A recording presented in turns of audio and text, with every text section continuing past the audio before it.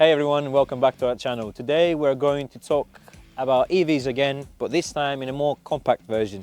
What do I mean by that?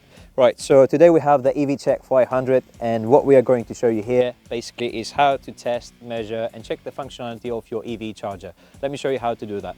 First, we're making sure we're connecting the Type 2 connector into your EV charger, and what we are seeing here is that the EV charger is on standby mode.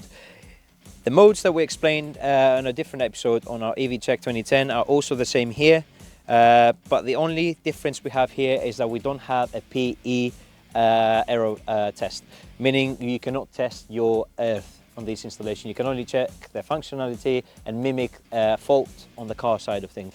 So as you can see here, the A mode stands for connector connected, pins are not connected and is not charging. If we go on to B, we can see that the pins are connected but it's still not charging, and if we go on to C mode you can see now that it is charging. The difference we have here is that we don't have a PE mode that we used to have on the EVCHECK 2010, and that's the only difference basically we don't have on this unit.